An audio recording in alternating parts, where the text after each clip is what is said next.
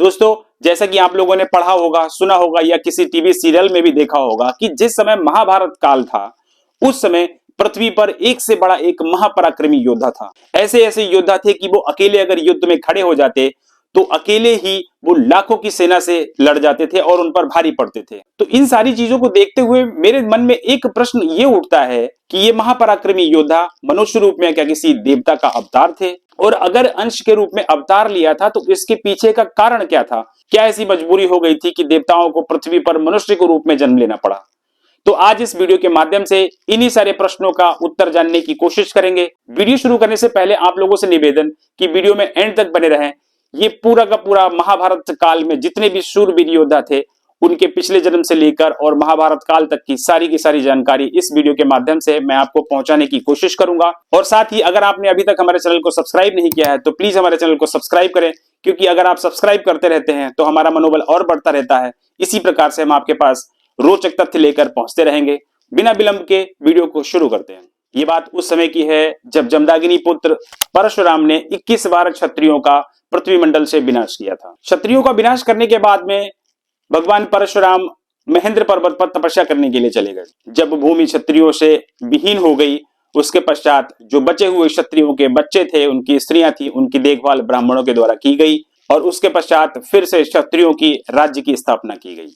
पुनः राज्य की स्थापना होने के पश्चात क्षत्रियों ने धर्म का पालन करते हुए अपनी प्रजा का बड़ा ही ख्याल रखा और उनके राज्य में सारी प्रजा भी खुशी खुशी रहने लगी। इसी प्रकार क्षत्रियों ने बड़े लंबे समय तक अपनी प्रजा पर धर्म पूर्वक राज किया। लेकिन कुछ समय पश्चात क्षत्रियों में दैत्य उत्पन्न हो गए और ये दैत्य केवल मनुष्य जाति में ही उत्पन्न नहीं हुए, दैत्यों ने पशु पक्षी हर योनि में उत्पन्न होना शुरू कर दिया और देखते ही देखते पूरा पृथ्वी मंडल दैत्य और दानवों से भर गया। इस चीज से पृथ्वी को बड़ा दुख हुआ और पृथ्वी ब्रह्मा जी की शरण में गई। ब्रह्मा जी की शरण में जाने के बाद में पृथ्वी ने अपना पूरा दुख दर्द ब्रह्मा जी के सामने रखा। उसके पश्चात ब्रह्मदेव के द्वारा सारे देवताओं को, गंधर्वों को, अप्सराओं को ये आदेश दिया गया कि आप अपने अपने अंश से पृथ्वी मंडल पर मनुष्य के रूप में प्रकट हो जाएं।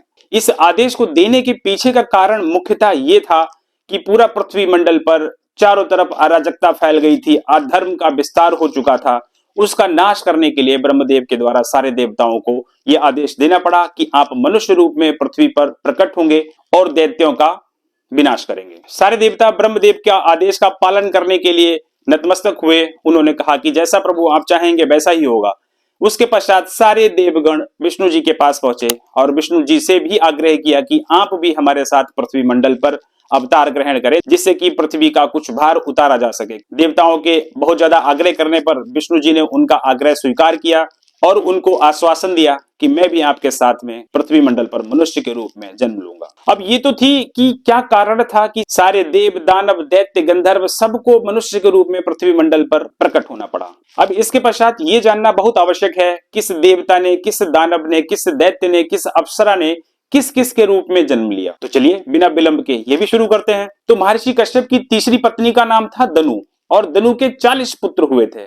उस 40 पुत्रों में सबसे बड़ा था विप्रजीति। वही दानवों का राजा बना था, बड़ा ही यशस्वी था। यही दानवराज विप्रजीति जरासंध के नाम से जाना गया और बहुचर्चित हिरण्यकश्यप जो था वो शिशुपाल के रूप में जन्मा। संहलादी जो कि हिरण्यकश्यप का पुत्र था, शल्य के नाम से हुआ और अनुहलाद धृष्टकेतु हुआ। शिवी दैत्य द्रुम राजा के रूप में और बाशकल भगदत्त के रूप में हुआ। कालनेमी नाम का राक्षस ही अगले जन्म में कंस के रूप में प्रकट हुआ, जो कि भगवान श्री कृष्ण का मामा था, जिसको कि भगवान श्री कृष्ण के द्वारा वध किया गया था, उसका उद्धार किया गया था। आगे भरद्वाज मुनि के यहाँ गुरु बृहस्पति ने द्रोणाचार्य के रूप में जन्म लिया। जैसा कि आप और हम सब जानते हैं, बहुत ही श्रेष्ठ वो धनुर्धर थे और साथ में वो शास्त्रवेत्ता थे। द्रोणाचार्य के यहाँ महादेव, यम, क्रोध, काल इन 4 लोगों के सम्मिलित अंश से महापराक्रमी अश्वत्थामा पैदा हुआ।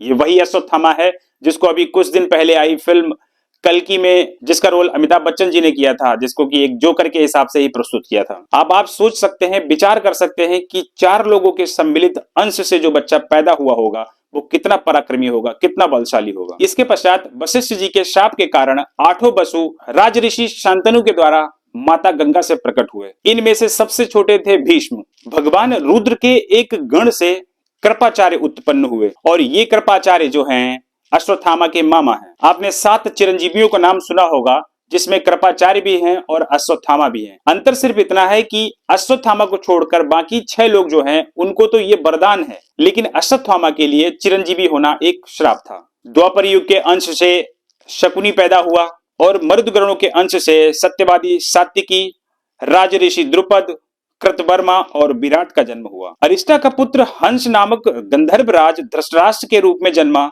और उसका छोटा भाई पांडु के रूप में जन्मा। इसके पश्चात सूर्य के अंश धर्म जो थे वो विदुर के रूप में जन्मे और कलयुग के अंश से दुरात्मा दुर्योधन पैदा हुआ। इसके पश्चात पुलस्त वंश के जो राक्षस थे वो ही दुर्योधन के 100 भाई हुए। अब बात कर लेते हैं पांडवों के बारे में। युधिष्ठिर का जन्म धर्म के अंश से हुआ, भीम का वायु के अंश से हुआ, अर्जुन का इंद्र के अंश से तथा नकुल सहदेव अश्विनी कुमारों के अंश हुए। चंद्रमा का पुत्र बर्चा अभिमन्यु के रूप में उत्पन्न हुआ। अग्नि के अंश से धृष्टद्युम्न और एक राक्षस के अंश से शिखंडी का जन्म हुआ। इसके पश्चात विश्व देवगण द्रौपदी के 5 पुत्र के रूप में उत्पन्न हुए, जिनके नाम क्रमशः प्रतिबिंध्य, सुतसोम, श्रुतकीर्ति, शतानीक और श्रुतसेन हुए। अब थोड़ा सा और आगे बढ़ते हैं। सूरसेन की पुत्री का नाम था प्रथा। अब पूर्व में सूरसेन ने एक प्रतिज्ञा की थी कि जो मेरी पहली संतान होगी उसको मैं अपनी बुआ के बेटे कुंती भोज को दे दूंगा। सूरसेन की ये पुत्री जिसका नाम प्रथा था